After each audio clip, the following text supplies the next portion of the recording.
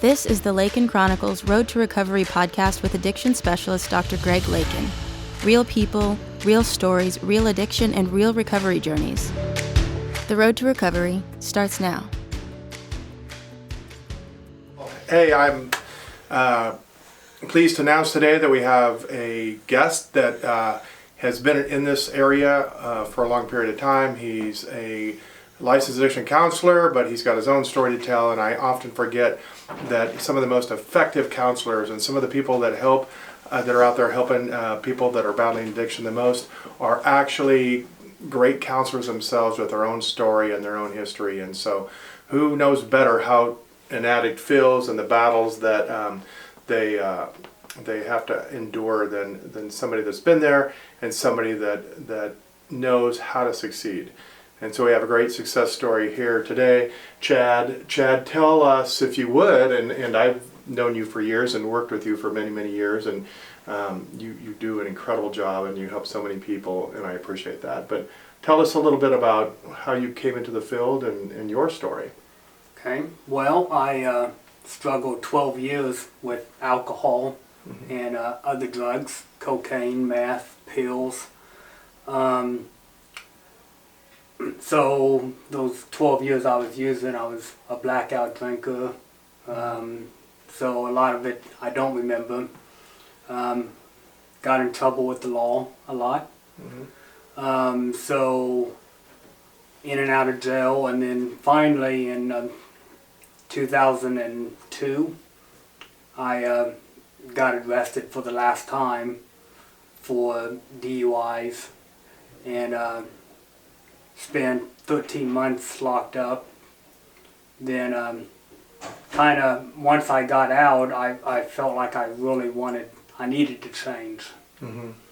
So I got involved with a lot of recovery programs that helped me. Because myself, through the addiction, I've been to 4 or 5 different treatment centers trying to get clean. So once I had a year or two clean, working through the 12-step programs, that's when I decided I wanted to do more. So I went back to school and got my addiction license or credentials.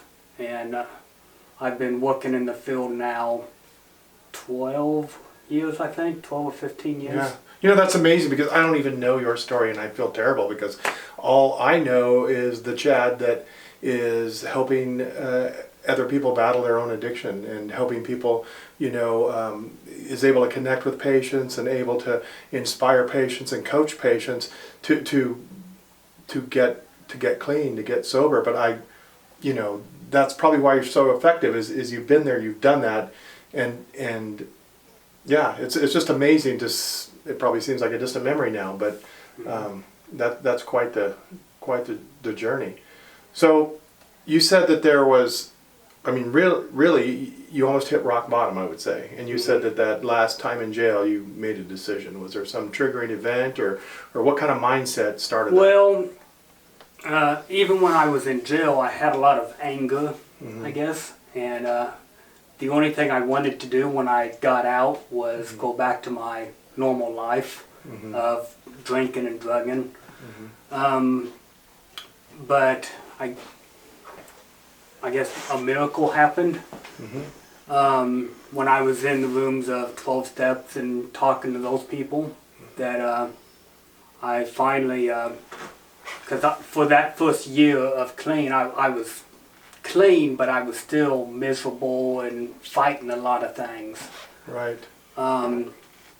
But then after that first year, I finally said, I've had enough. And that's when I surrendered and became more spiritual in my walk, and things started looking up for me. Right. When I went back to school. Yeah. And that's a huge relief also. I noticed that a lot of people, there's so much anxiety with being sober, or there's so much anxiety with not not knowing what's going to happen, that when you surrender, you literally release a lot of that. Isn't that true? I mean, could you actually feel a kind of a shift? I did. I felt a big weight lifted off of me. Right, right. And I've also noticed that a lot of faith-based recovery programs, there's also a lot of shame and a lot of guilt, and you're able to get rid of that as well, I assume. Yes, and learning how to forgive myself and even others during this time. Right. And then when you were in the throes of addiction, I mean, do you know what the causation was? I mean, was there, I mean, why did you drink to black out? Well, I mean, the first time I ever drank, I knew I probably had an issue then because I didn't drink like normal kids. Right. I drank to get drunk. But I think a lot of it was to fit in. Right. You know, with different genres of people.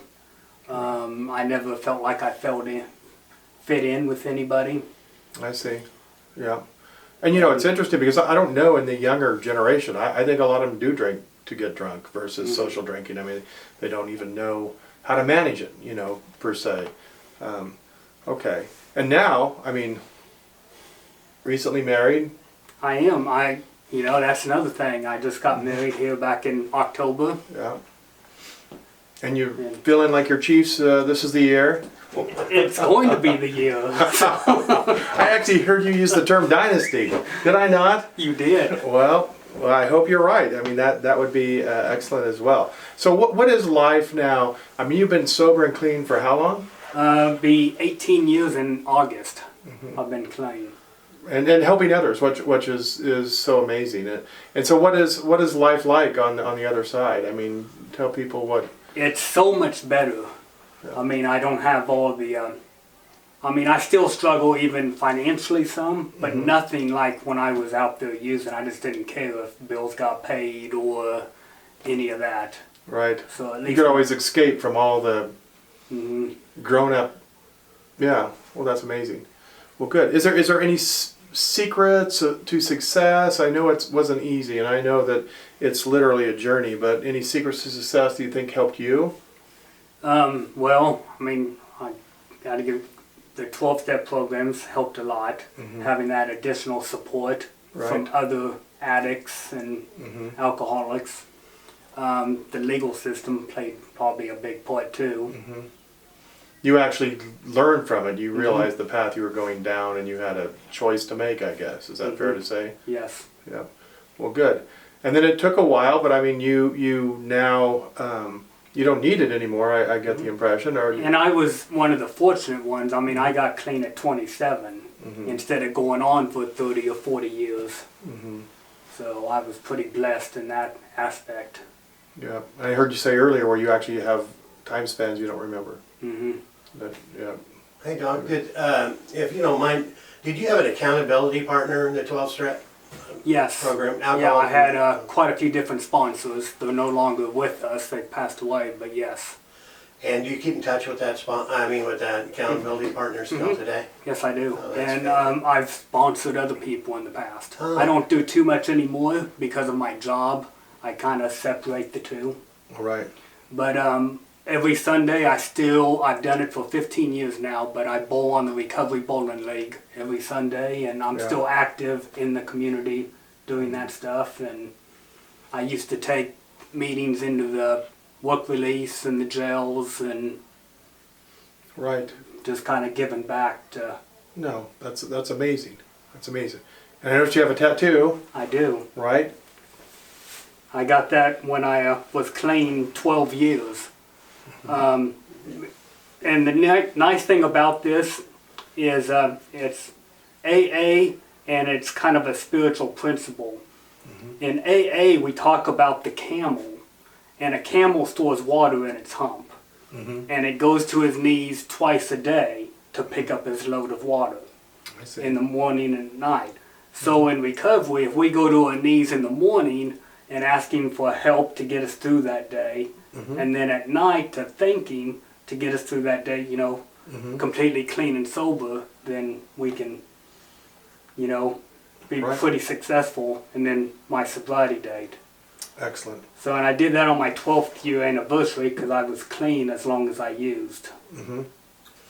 And that's really the hope. I mean, we have, nobody's the exact same. Nobody's addiction is the exact same. But I mean, what works for one may not work for another. But I mean, and you went through different treatment programs. I did. In your history, and all of a sudden one day it clicked, huh? Yeah, I never could go back to the same one. You know, Right. I had to keep switching around so they wouldn't know the... Right.